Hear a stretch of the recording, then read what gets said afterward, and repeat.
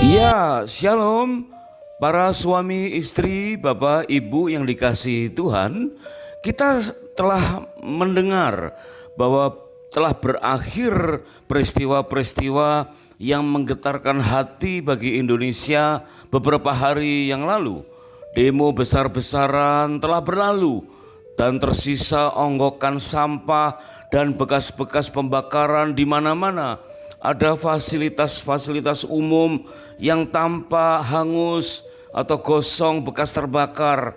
Ada gerbang-gerbang tol dan juga stasiun atau halte Transjakarta yang terbakar di mana-mana. Dan ada banyak sampah-sampah bekas kebakaran. Dan setelah dikumpulkan, ternyata ada satu jenis sampah atau bekas dari kerusuhan yang cukup menyita perhatian kita, yaitu banyak terlihat batu besar dan batu kecil teronggok bagaikan gunung-gunung. Ada kerikil-kerikil yang jika dihimpun, dikumpulkan akan menggunung. Kerikil dan gunung akibat dari miskomunikasi antara masyarakat luas dan para anggota DPR atau MPR. Nah, inilah yang sedang terjadi dalam kehidupan kita pada hari-hari ini. Tanpa terkecuali terjadi dalam kehidupan suami istri, dalam kehidupan berumah tangga. Pentingnya kita menaklukkan gunung bahkan sejak masih sebagai kerikil. Karena ketika kerikil masih kecil mungkin kita mudah untuk mengatasinya. Tapi begitu terkumpul akibat dari berbagai macam kejadian-kejadian miskomunikasi, maka akhirnya menjadi menggunung dan menjadi gunung yang sulit untuk ditaklukkan. Nah, hal demikianlah yang ternyata terjadi dalam kehidupan rumah tangga kita. Saat yang tepat kita berencana mengadakan perjalanan honeymoon yang kedua, karena channel ini ditujukan agar kita berkesempatan kembali atau ingin mengadakan kesempatan kembali mengadakan perjalanan bulan madu kedua. Sebab saat-saat semacam itulah sebagai saat yang tepat untuk kita belajar dari kesalahan. Tentu dengan saling rendah hati dan banyak berbincang berduaan saja bersama dengan pasangan, supaya hal-hal yang terjadi di dunia luar tidak menyusup dalam kehidupan kita. Nah, mari kita simak perikop ini. Jika ada kesaksian, pertanyaan, atau pendapat, silakan tulis di kolom komentar sehingga menjadi berkat buat kita semua. Nah, apa yang akan menjadi fokus dalam episode ini yaitu tentang kerikil-kerikil yang menggunung yang sanggup membuat perceraian itu tidak bisa dibendung dalam kehidupan berumah tangga. Yuk kita mulai.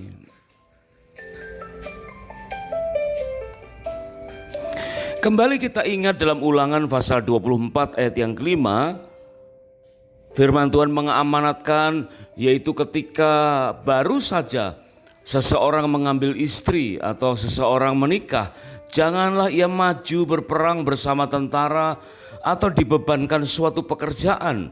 Selama 1 tahun lamanya ia harus bebas demi rumah tangganya. Jangan dibebankan oleh hal-hal lain. Biarlah mereka berdua khusus berupaya untuk menyenangkan atau saling menyukakan hati dengan pasangannya. Nah, ternyata Ulangan pasal 24 ini mengamanatkan suatu hal yang sangat penting dalam kehidupan berumah tangga. Bahkan ada durasi waktu selama 1 tahun. Dan tentu bukan soal lamanya 1 tahunnya, tetapi betapa kita harus saling menyenangkan satu dengan yang lain, menyukakan hati pasangan, berbicara dari hati ke hati selama 1 tahun, menunjukkan betapa kita harus memperbaiki komunikasi pasangan suami istri. 1 tahun belajar berkomunikasi secara serius untuk mengantisipasi hal-hal yang bisa membuat saling tidak nyambung dalam hubungan suami istri. Masa honeymoon yang spesial itu kita perlu lakukan berulang-ulang, tentu dengan hati yang terbuka untuk berkesempatan menguliti kelemahan dalam berumah tangga. kelalaian pola bergereja sebagai keluarga rohani, dan menegur kesalahan di dunia kerja, benar-benar kita perlu sarana untuk melakukan introspeksi dan rela belajar dari kesalahan. Kesalahan yang kasat mata, kesalahan yang terlihat di dunia maya, bahkan diberitakan di media-media mainstream, yaitu demo besar-besaran yang meskipun sekarang sudah berlalu, tapi ada sisa-sisa yang perlu kita antisipasi supaya itu tidak terjadi kembali, terutama dampak-dampaknya tidak terjadi dalam kehidupan rumah tangga kita. Ingat, sisa-sisa yang paling menarik perhatian adalah teronggoknya berbagai batu-batu yang pernah dipakai untuk saling lempar-melempar, ya, batu besar, batu kecil, tidak tahu dari mana asalnya.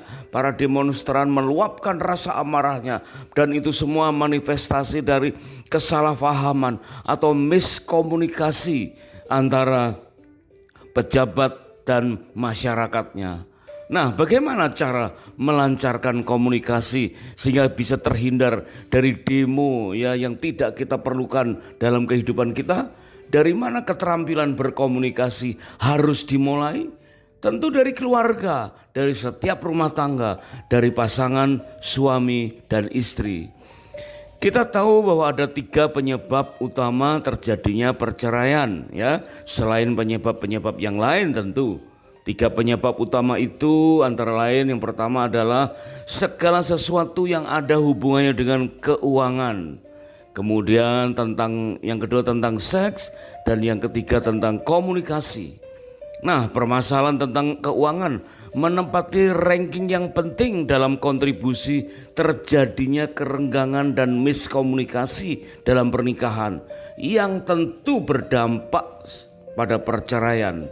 Mulai dari kegagalan secara finansial, hilangnya kemampuan dalam mendapatkan penghasilan atau gaya hidup konsumtif dari salah satu pasangan atau kedua-duanya, kebiasaan berjudi sampai kebangkrutan karena ambisi dalam menumpuk kekayaan dan permasalahan hutang piutang.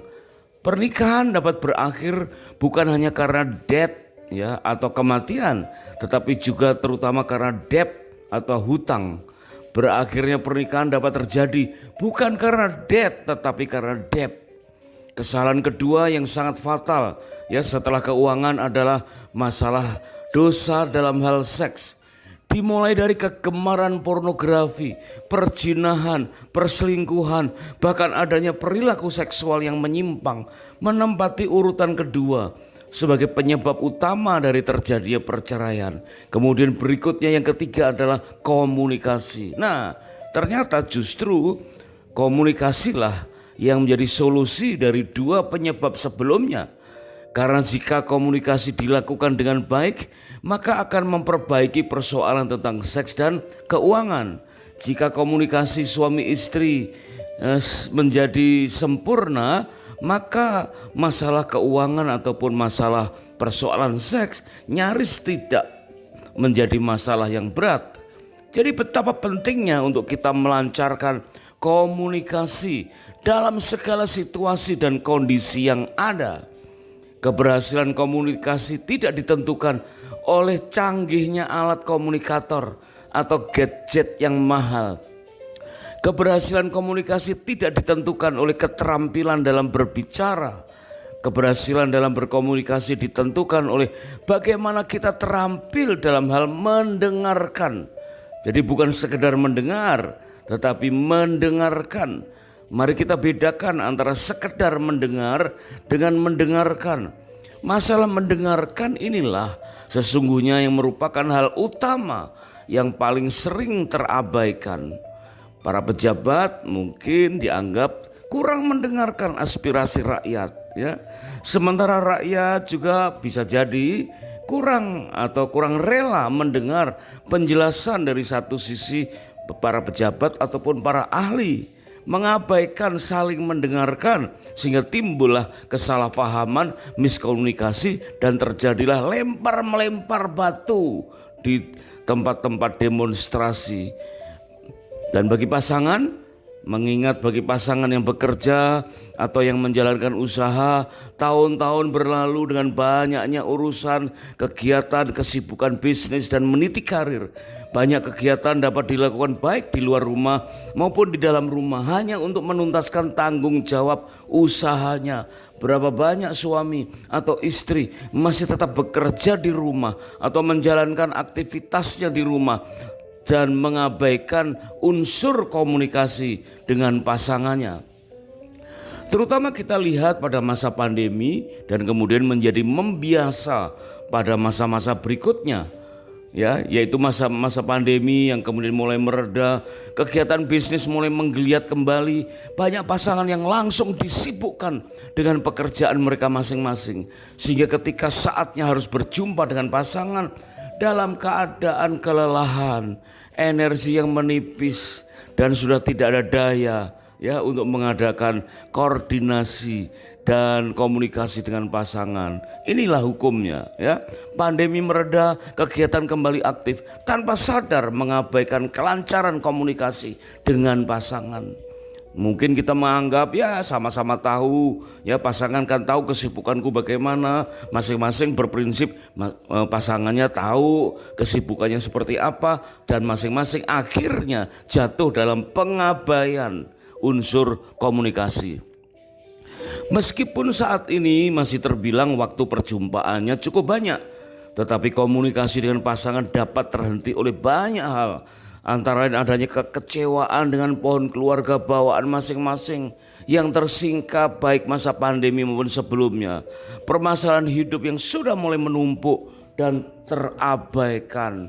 Saat-saat seperti itulah ya, kemudian dipicu oleh krisis demi krisis, krisis global, krisis ekonomi, kenaikan harga-harga, dan terbuka miskomunikasi antara sesama masyarakat, sesama kelompok yang dipicu oleh di media sosial yang demikian tajam, sehingga terbukalah miskomunikasi antara rakyat dengan wakil rakyat. Dimulai dari masing-masing merasakan seolah-olah kurang diperhatikan, mementingkan masing-masing kegiatannya, kurang dalam pertemanan, dan ada banyak alasan-alasan lain yang akhirnya terjadi celah mencela secara frontal. Hilangnya rasa aman dalam berkomunikasi, buntunya saluran-saluran komunikasi, sehingga benar-benar komunikasi dimulai dari rumah tangga dan kemudian termanifestasi dalam kehidupan sosial menjadi sangat-sangat terkendala. Nah, itulah kerikil-kerikil yang akhirnya menjadi gunung yang besar ya, yang akhirnya sulit untuk didaki. Kita mengenal ada 7 gunung yang memang ketujuh-tujuhnya harus kita daki satu persatu. Nah, tentu kita tahu prioritas-prioritas mana ya gunung yang harus kita daki. Di dalam kitab Wahyu pasal yang kelima ayat yang ke-12, firman Tuhan mengatakan bahwa Tuhan layak menerima kuasa dan kekayaan dan hikmat dan kekuatan dan hormat dan kemuliaan dan puji-pujian. Nah, dari 7 hal itulah maka kita kenal inilah kemenangan yang akan diperoleh oleh Tuhan, atau kita akan peroleh bersama dengan Tuhan. Karena Wahyu pasal 5 pasal yang ke-7 menunjukkan bahwa peperangan akan dimenangkan oleh orang-orang percaya bersama dengan Tuhan yang akan berhak menerima 7 hal, yaitu kuasa, kekayaan, hikmat, kekuatan, hormat, kemuliaan, dan puji-pujian. Amin. Dan ternyata 7 hal itu jika kita perdalam ternyata merupakan 7 bagian atau 7 gunung ya yang ada dalam kehidupan kita. Yang pertama adalah gunung kuasa, dan itu kita sebut sebagai government, yaitu gunung tentang profesi-profesi yang berdekatan dengan lembaga-lembaga kepemerintahan ya, baik itu eksekutif, legislatif, yudikatif. Ya, ini lembaga-lembaga government atau kuasa itu menempati hal yang utama yang disebut di dalam firman Tuhan, menempati porsi yang pertama, dan ini perlu dilatih atau dilancarkan komunikasinya sehingga apa yang menjadi kebijakan-kebijakan bisa turun bahkan sampai ke rumah tangga. Dan kata kuasa atau the power di dalam God Word, Alkitab God Word, power, kemudian TPT disebut great power and might, dan ini berbicara dalam King James disebut dunamis, merupakan suatu kuasa yang memang Tuhan berikan, kuasa yang kita harus hormati. Ya, ini merupakan gunung yang gak semua orang bisa ada di dalamnya, dan alangkah indahnya jika keluarga-keluarga Kristen, anak-anak Tuhan mampu mendaki gunung yang pertama ini sehingga mampu menguasainya bahkan ketika masih menjadi kerikil. Ya, artinya perjuangannya tidak terlalu berat. Kemudian yang kedua adalah kekayaan. Ini gunung kekayaan, gunung bisnis. Artinya apa saja yang ada hubungannya dengan perdagangan, ya.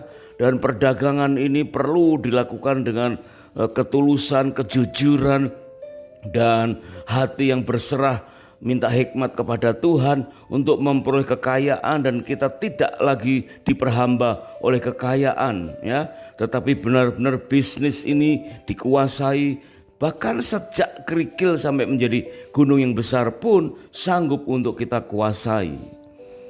Dan yang ketiga adalah gunung hikmat atau education atau pendidikan, ya. Ini termasuk lembaga-lembaga pendidikan dari yang paling terendah, anak-anak balita sampai ke perguruan tinggi, lembaga-lembaga pendidikan pengajaran baik di lembaga rohani maupun sekuler. Ini merupakan gunung ketiga yang juga perlu dikuasai bahkan sejak dari kerikil sampai dengan gunung yang besar. Kemudian yang keempat adalah kekuatan atau family. Ini sesuatu yang luar biasa, ya. Kata kekuatan menurut Alkitab terjemahan God Word disebut strength, ya. Strength di dalam kamus Gerika 2479 disebut ichus, ya, atau exkos, yang bermakna sebagai forcefulness, literally maupun figuratif, kemampuan dan kekuatan. Dari pengertian tentang area keempat ini atau gunung keempat ini, kita bisa mendapatkan pengertian bahwa keutuhan dalam berumah tangga adalah kunci kekuatan dalam berbagai hal, ya, dalam berbagai segmen atau berbagai peperangan berikutnya. Jika keluarga lemah, maka akan hilanglah kemampuan dalam menghadapi gunung-gunung yang lainnya. Namun kenyataannya banyak rumah tangga yang mengabaikan area F, ya, area family atau area kekuatan. Tak heran terhambatlah komunikasi dengan pasangan dan berkuranglah kesempatan untuk saling mendengarkan, dan akhirnya terjadi hal-hal yang fatal yang mengglobal di ranah masyarakat secara umum. Kemudian yang kelima dikatakan adalah hormat, ya, atau development of the poor, dan ini menyebabkan hilangnya keharmonisan komunikasi dalam rumah tangga karena tidak adanya sikap hormat yang sehat antara suami dan istri, ya, sehingga sikap hormat ini bisa menghalangi komunikasi yang lainnya. Sikap hormat atau layak dihormati atau honor, ya, atau dalam bahasa Gerika kamus 5092 disebut time, a value atau nilai, yaitu sesuatu yang dibayarkan atau diberikan secara nyata atau bersama-sama, baik berupa barang berharga dengan analogi harga diri. Betapa suami istri memerlukan honor, ya, memerlukan saling dihargai harga dirinya, dan inilah yang disebutkan sebagai development of the poor, kepada orang-orang yang tidak layak dihormati, yang poor, yang miskin, yang papa, ya. Kalau antara suami istri sudah pulih dalam menguasai gunung yang kelima ini, maka akan mampu untuk menghargai orang-orang yang papa di luar dari rumah tangganya. Janda, duda, yatim piatu, wanita mandiri, orang-orang yang terbelenggu, orang yang miskin, orang-orang yang sakit, orang yang terganggu kesehatannya. Sehingga itulah sarana untuk menyalurkan kasih Tuhan kepada gunung yang kelima, yaitu gunung hormat atau development of the poor. Kemudian yang keenam dikatakan kemuliaan atau church. Nah, ini yang ternyata menjadi sesuatu yang penting, di mana kemuliaan Allah menjadi unsur yang utama dan yang pertama yang harus kita fahami dan harus kita hidupi. Kata kemuliaan menurut Alkitab bahasa Indonesia sehari-hari berarti diagungkan. Ya, kemudian King James berkata glory atau doksa, ya, kemuliaan dalam aplikasi yang luas, martabat, kehormatan, pujian dan penyembahan. Nah, artinya area kemuliaan itu kita kenal dalam ibadah kita harus menjadi suatu kebutuhan pokok dalam kehidupan berkomunikasi kita. Komunikasi dengan Tuhan baik, maka komunikasi dengan pasangan baik, dan komunikasi seluruh masyarakat juga akan baik. Yang ketujuh adalah puji-pujian, ya, art and entertainment, bidang seni dan hiburan. Tentu ini mengalir ke atmosfer di lingkungan media massa, bahkan sekarang sangat menguasai kehidupan kita, ya. Banyak sekali media-media, banyak sekali berita-berita yang hilir mudik, ya, kian kemari. Bukan sekedar puji-pujian dalam arti seni, ya, tetapi benar-benar media massa dan entertainment ini benar-benar mesti harus dikuasai supaya tidak terjadi miskomunikasi di antara suami dan istri. Nah, sehingga ketujuh bidang itu, ya, jika diurutkan maka kita bisa mengurutkannya sebagai A, B, C, D, E, F, G, ya, yaitu A art, B business, C church, D development of the poor, E education, dan F family, serta yang ketujuh adalah government. Mari kita simak rangkuman dari ketujuh gunung itu. Meskipun awalnya seperti kerikil, ya, mungkin kita mengabaikannya, kita tidak menganggap itu sebagai hambatan karena kerikil kecil, ya. Tetapi jika dibiarkan itu menjadi membesar, menjadi sesuatu yang sulit untuk kita fahami, ya, bagaimana kita ada di dalamnya. Nah, dari kerikil menjadi gunung itu, yang pertama yang perlu kita waspadai adalah C, ya, atau church, yaitu unsur spiritualitas. Bagian itu adalah area spiritual yang berada pada area church atau gunung kemuliaan. Ini menjadi hal yang utama dan yang pertama yang harus kita hidupi. Bagaimana kita bisa memperbaiki komunikasi kita, hubungan kita antara manusia dengan Tuhan, sehingga kita mudah untuk menyelesaikan persoalan-persoalan yang lain. Kemudian setelah C dari grafik itu turun ke bawah, dasar atau fondasi dari seluruh roda itu adalah F, family. Dan ingat, family adalah kekuatan. Dan dari dua area atau gunung inilah, yaitu area church dan area family, maka kita mampu untuk memenangkan gunung-gunung yang lain, kerikil-kerikil yang menggunung yang lain, ya, yang meskipun itu bagaikan ancaman yang begitu besar, tetapi kita mampu untuk menaklukkannya. Kita mampu hidup di dalamnya, menguasainya, sehingga kita bisa memperbaiki unsur komunikasi antara suami istri dan masyarakat akan menjadi damai sejahtera. Unsur kemuliaan dan unsur family menjadi sasaran yang utama, prioritas pertama sebelum kita memenangkan gunung-gunung yang lain. Nah, saat kita mengadakan bulan madu kedua, dapatkan pemahaman lebih mendalam dan mengalami manfaat yang maksimal. Bagaimana kita memperbaiki, ya, komunikasi yang pertama antara suami dan istri, sehingga kita mudah untuk menguasai gunung-gunung yang lain.